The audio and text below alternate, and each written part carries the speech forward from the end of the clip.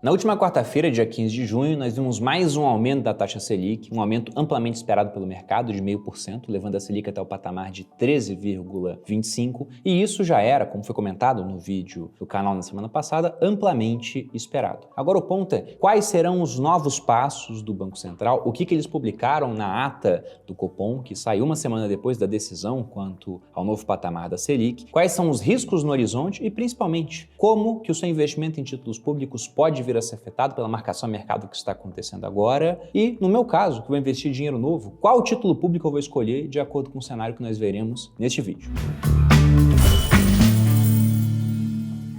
E aí, pessoal do Você Mais Rico, aqui quem fala é Bruno Perini. E dentre todos os assuntos que eu falei aqui, começando na ordem, vamos ver primeiro a ata do Copom. Eu sei que várias informações já são divulgadas no comunicado quanto à decisão da taxa Selic, mas o mercado ele fica de olho na ata, porque o Banco Central pode esclarecer algumas dúvidas que ele viu surgirem ao longo da semana sobre o futuro da política monetária, já querendo ditar os seus próximos passos e os riscos que nós temos no horizonte. Eu destaquei alguns pontos da ata para que a gente venha a discutir por aqui. Então, o primeiro deles, quando eles falam, e vai estar aparecendo na tela aí para vocês, que o crescimento de grandes economias tem sido revisado para baixo. E depois, no item 3, eles continuam dizendo que bancos centrais de países desenvolvidos e emergentes têm adotado uma postura mais contracionista em reação ao avanço da inflação, ainda que, em parte dessas economias, as taxas de juros correntes sigam em campo avaliado como expansionista. Então, quanto a expectativas de crescimento revisadas para baixo, como a inflação subiu demais,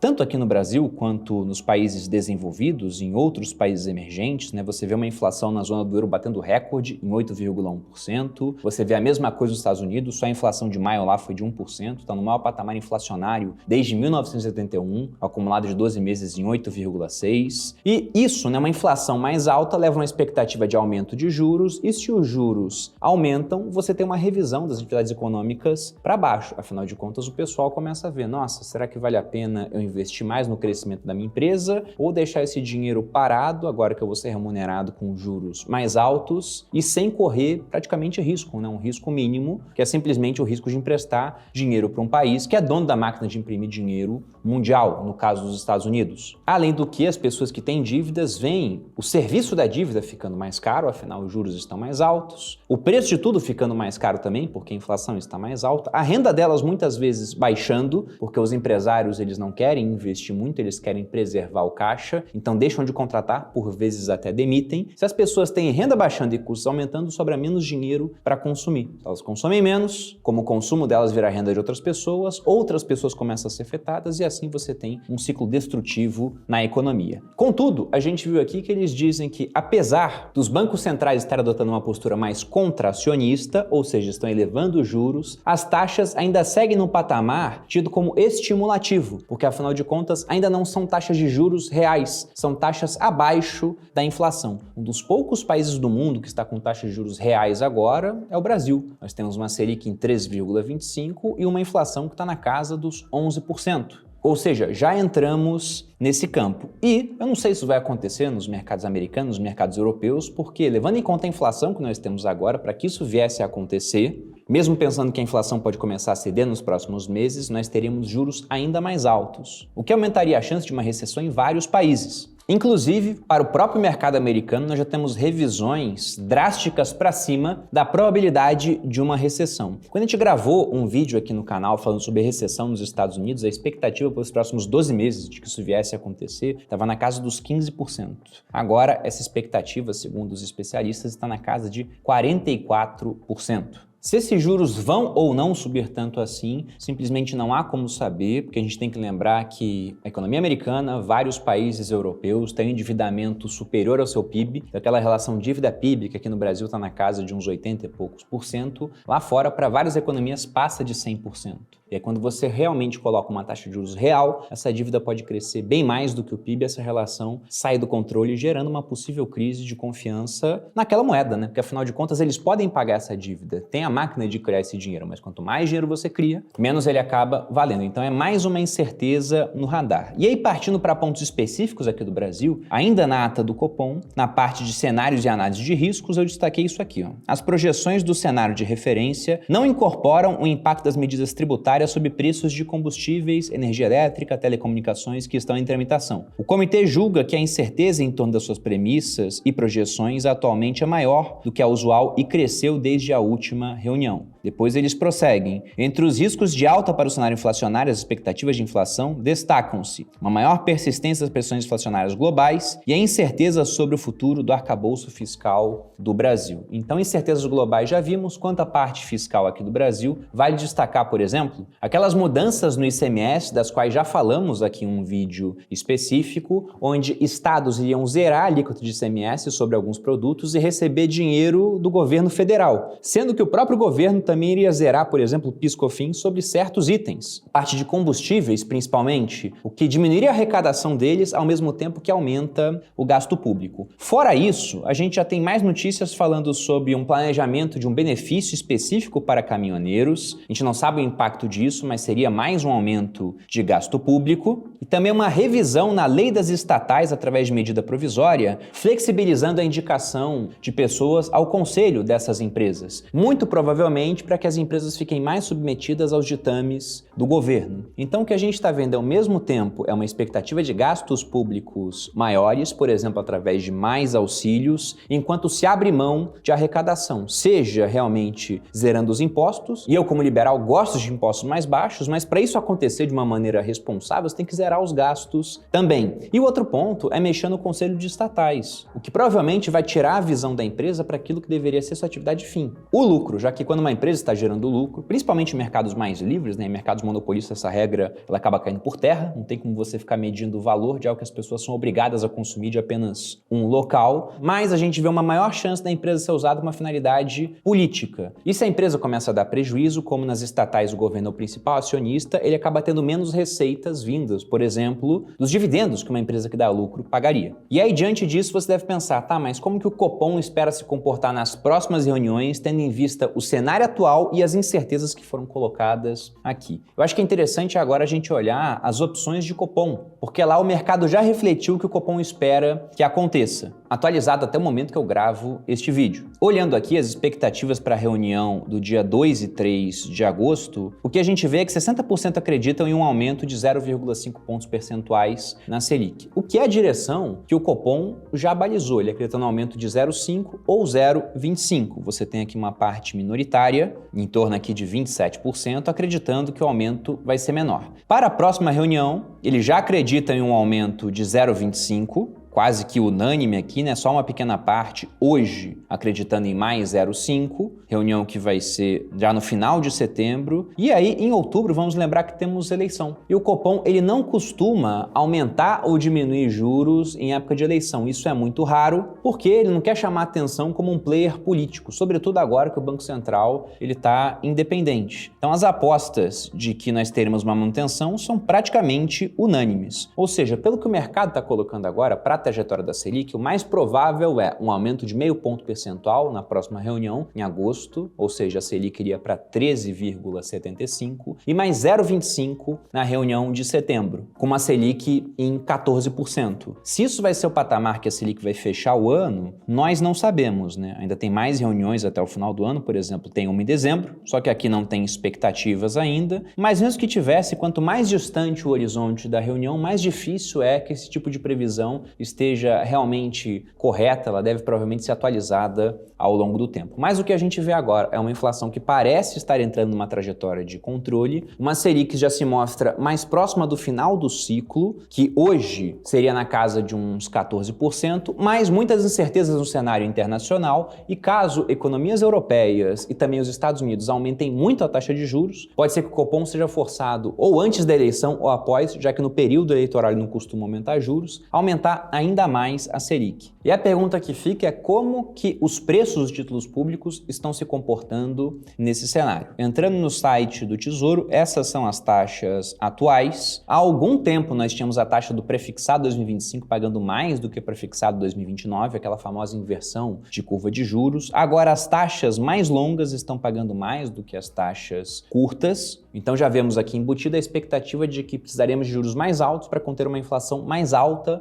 no futuro, devido à questão dos riscos fiscais. E se você tiver visto os vídeos anteriores que eu gravei, onde eu estava comprando títulos públicos, comprei um pouco de prefixado 2025 e mais indexado à inflação 2026, eu foquei em títulos de um prazo mais curto devido a toda essa incerteza quanto à questão fiscal do Brasil. E títulos de prazo mais longo são mais afetados pela marcação a mercado quando essas taxas de juros sobem. Então, observando aqui no histórico de preços e taxas do Tesouro, eu estou com o título IPCA 2035 aberto e eu mostro a evolução da taxa dele ao longo de um ano. Então, veja que a taxa ela saiu de 4,22% para uma taxa de 5,76%.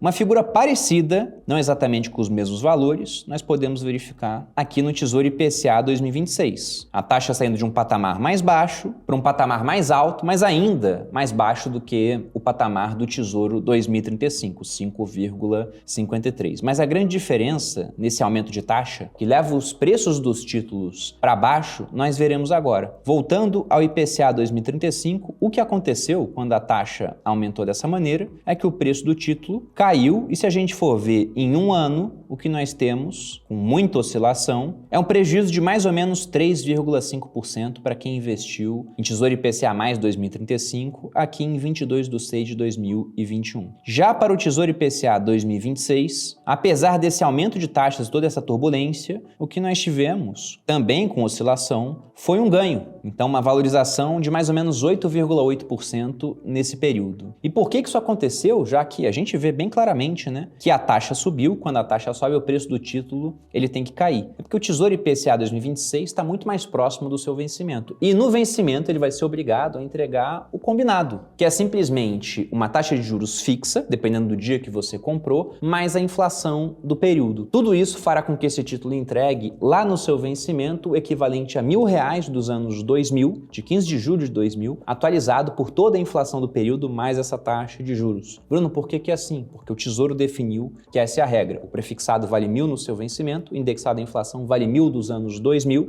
15 de julho de 2000, atualizado pela inflação até o período. E 1.000 lá dos anos 2000 atualizado pela inflação até agora já está dando bem próximo de uns R$4.000, para você ver toda essa inflação acumulada ao longo do tempo. Mas acho que mostrando isso aqui já fica claro o porquê de eu estar preferindo títulos com vencimento intermediário. Veja que, mesmo nesse cenário desafiador, eles ainda tiveram alguma valorização e caso essas taxas venham a cair, sobretudo após a eleição, porque talvez a gente veja uma diminuição do risco político e das incertezas fiscais, já que governos em anos de eleição, isso independentemente de qual lado do espectro político ele está, costumam abrir a torneira para gastar mais, tentando obter mais popularidade e apoio político. Passada a eleição, geralmente eles tentam controlar o tamanho do estrago. Então vamos ver o que vai acontecer. Mas o ponto é, se essas taxas caírem, eu tenho uma valorização, um ganho com marcação a mercado em qualquer título que eu venha comprar. Mas se essas taxas não caírem, porque o Brasil simplesmente decide continuar irresponsável do ponto de vista fiscal, nesse título pelo menos eu estou próximo de receber o combinado, já que o vencimento dele é num período de 4 anos, lá em 2026. Já um título de 2035 vai vencer somente daqui a 13 anos. Em 13 anos, muita coisa pode acontecer. Basta voltar no tempo e ver o que era a sua vida há 13 anos. Há apenas 5 eu estava no exército, citando um exemplo. Vários de vocês que nem investiam há menos de 5 anos. Então imagina manter um título durante um período de 13 anos, onde as taxas podem estar subindo devido à responsabilidade fiscal aqui no Brasil. E pelo que eu expliquei aqui, fica óbvio que se realmente os juros caírem, o pessoal que comprou um Tesouro IPCA 2035 vai ganhar mais dinheiro. Afinal, títulos longos são mais submetidos à marcação a mercado do que os curtos. Mas o meu ponto é, se der errado, e a gente só vai saber se vai dar certo ou errado no futuro,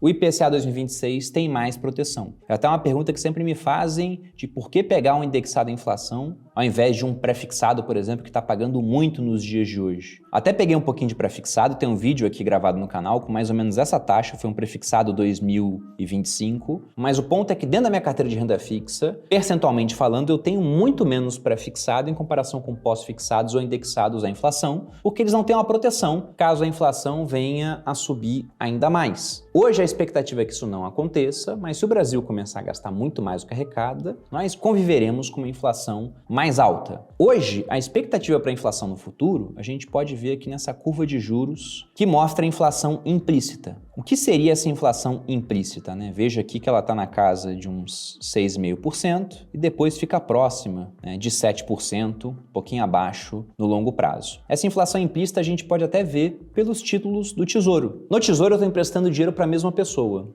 para o governo. E o que muda é o meu prazo de recebimento e a maneira que eu vou usar para receber esses juros. Vocês concordam comigo que se eu estou emprestando para a mesma pessoa no mesmo prazo, eu deveria receber a mesma coisa, basicamente, né? Eu posso escolher receber de maneira prefixada ou indexada à inflação, mas se o prazo e a pessoa são o mesmo, eu tenho que receber mais ou menos a mesma coisa. E aí, supondo que esse prefixado 2025 e o indexado à inflação 2026 tivessem o mesmo prazo, eles não têm, já uma diferença aqui de 1 ano e 7 meses praticamente, né? O que é muita coisa para um título que vai vencer em tão pouco tempo. Mas, se eles tivessem o mesmo prazo, 12,39 de taxa deveria ser mais ou menos igual a IPCA mais 5,53%. Com um pouquinho mais de risco aqui nesse ponto, então essa taxa aqui deveria ser um pouquinho maior do que essa soma. Fazendo a conta, o que a gente veria aqui é que a expectativa desse IPCA seria de uns 6,5%. Nessa conta aqui, não basta eu subtrair, eu tenho que pegar 1,1239, que é a taxa de juros do prefixado, dividindo por 1,0553, que é a taxa fixa do indexado à inflação, para eu achar o valor que o mercado supõe que seria a inflação para esse período. Veja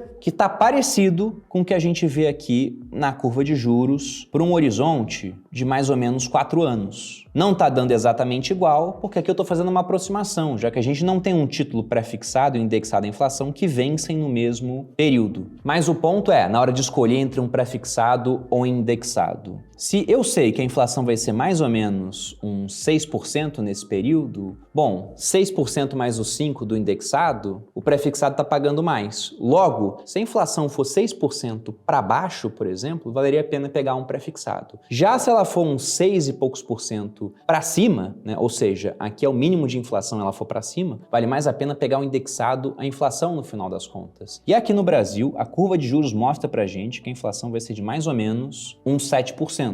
Lógico que isso aqui vai mudar ao longo do tempo, dependendo do que o governo for fazer, da sua trajetória fiscal, e isso pode ser mudar para baixo, porque o governo está mais responsável, ou mudar para cima, porque o próximo presidente pode simplesmente decidir não respeitar um teto de gastos, decidir gastar muito mais do que ele arrecada e tomar uma série de medidas que prejudiquem a produção do Brasil. Então, dependendo, essa curva pode aumentar bastante ou diminuir bastante. Como a gente fala de Brasil, um país com passado inflacionário muito forte, eu prefiro ter muito mais dinheiro indexado à inflação em comparação com os prefixados. Então, por isso, eu vou fazer mais uma compra de indexado à inflação que vence em 2026. Para isso, eu já estou com a minha conta aqui da corretora Rico aberta, venho na parte de Tesouro Direto. Isso aqui é essencialmente igual, todas as corretoras, não muda muito. Vou para a parte de baixo, tem uns vários títulos oferecidos no Tesouro nesse momento. Venho IPCA mais 2026. Eles colocam uma classificação aqui de conservador, moderado ou agressivo. Veja que os títulos pós-fixados, que sofrem bem pouco com marcação a mercado, estão como conservadores. Aqueles títulos que sofrem um pouco mais com marcação a mercado estão como moderados. Os que realmente são muito submetidos à marcação a mercado, porque o prazo é maior, estão como agressivos. Eu vou pegar esse aqui, IPCA 2026. Tem um valor de mais ou menos 30 mil para isso, eu vou colocar 30 mil e ele vai arredondar para o valor mais próximo porque o título tem um preço unitário, então não consigo comprar um valor exato de 10 mil reais, de R$1.000, por exemplo. Coloco para continuar, tudo certo, preencho minha assinatura eletrônica, pronto, ordem enviada com sucesso, investimento no Tesouro IPCA 2026, feito. Isso vai se somar aos outros investimentos que eu já fiz no Tesouro IPCA 2026 e vai estar submetido agora à dinâmica de marcação a mercado. E eu pretendo, no futuro, fazer um vídeo só mostrando, atualizando como é que está essa dinâmica, mas para isso vamos esperar movimentos maiores das taxas de juros, porque por enquanto elas estão mais ou menos comportadas num patamar de 5,5 alguma coisa. Depois, mais próximo da eleição, eu creio que elas vão dar uma flutuada para cima ou para baixo de maneira mais agressiva, o que vai favorecer, né, a gente aqui para mostrar de uma maneira melhor o que é a marcação a mercado em títulos públicos. Bom, esse era o recado do vídeo, espero que você tenha gostado. Se você gostou, deixe seu like, se inscreva aqui no Você Mais Rico, me siga nas redes sociais, um grande abraço e até a próxima.